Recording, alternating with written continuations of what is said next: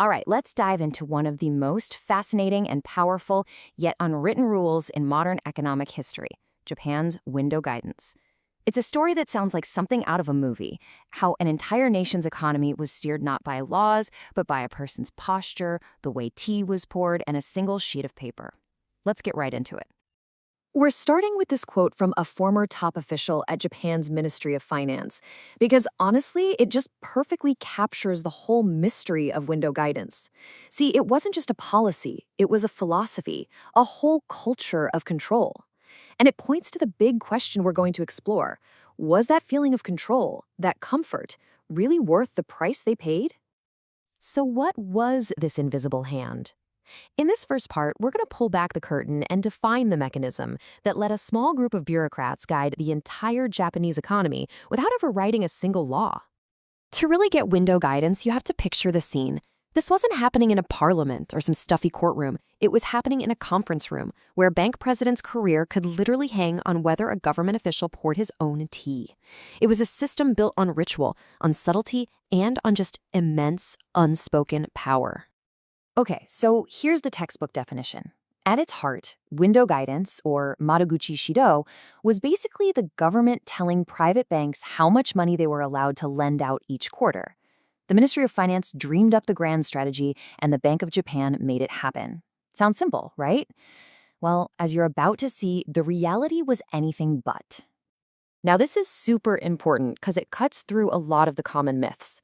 This wasn't just some casual, smoky backroom deal. No. Experts call it formal informality, a fancy way of saying it was a highly structured, predictable ritual. And it wasn't cronyism either. Even huge foreign banks like Citicorp had to play by the rules. The numbers weren't just pulled out of thin air. They were based on algorithms tied to national economic goals. The key thing to get is that this was a system, not just a friendly suggestion. Which brings us to our next section. So if this whole thing had no legal teeth, how on earth was it enforced?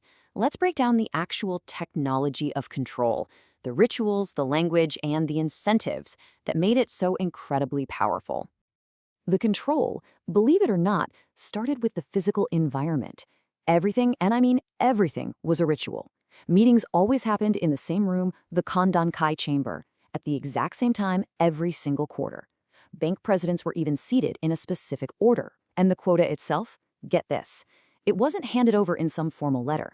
It was delivered on a single slip of high-quality paper called a shuri, which means bookmark. No signature, no letterhead, and absolutely no copies. It was like a physical token of an unbreakable bond. The message itself was delivered through this incredible three-layered language.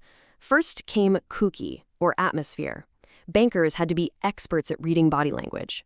Then came kucho, the verbal tone. Was the phrasing conditional? Did the official use a formal title or a first name?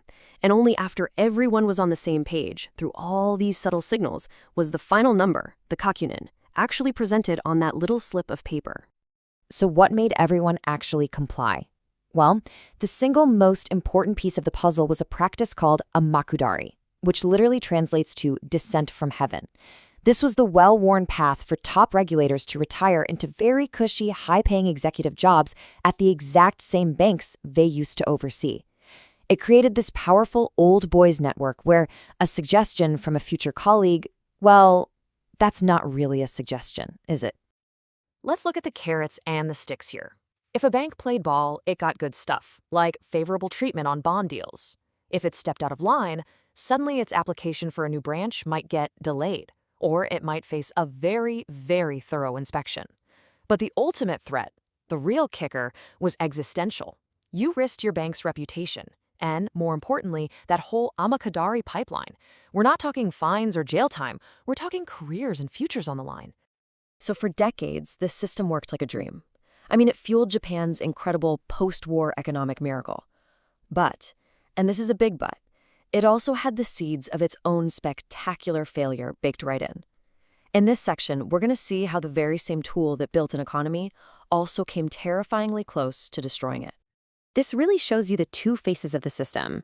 In the miracle years, from the 50s through the 70s, it was a precision tool, like a scalpel, funneling money into absolutely crucial industries like steel and cars. It kept investment high and speculation low.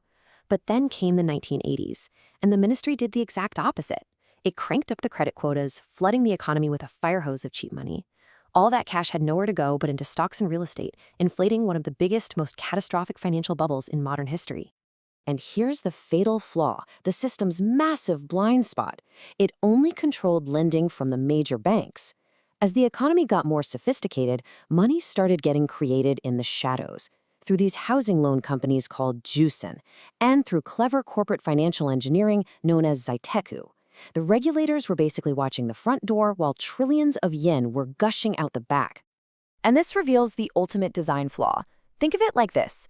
Window guidance was a fantastic brake pedal.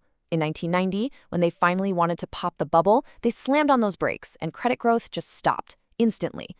But after the crash, when they desperately needed to get the economy moving again, they found out the system was a useless accelerator. You can stop a bank from lending, sure, but you can't force it to lend to people it thinks aren't going to pay the money back. So, window guidance was officially abolished in 1991. But did it really disappear? In our final section, we'll look at the legacy of this incredible system and see how its spirit is still alive and kicking, not just in Japan, but all around the world. The official end came for three main reasons. First, you had external pressure, especially from the US, demanding a more transparent, level playing field. Second, there was just internal exhaustion. The massive bank failures after the bubble proved the system couldn't manage risk anymore. And finally, a new law was coming down the pike that would have forced this whole secret system out into the open, so they dismantled it before that could happen. But here's the fascinating part. While the old form of window guidance is gone, the function has simply evolved. Instead of hard quotas, Japan's Financial Services Agency now uses administrative guidance to shape what banks do. Instead of pushing credit to shipbuilding, the Bank of Japan uses its green lending facility to make suggestions about climate risk. The names have changed, the methods are a bit more modern, but that core instinct for informal, bureaucratic control, oh, it's definitely still there. And this isn't just some quirky Japanese history lesson. Not at all. There's a direct line to modern China.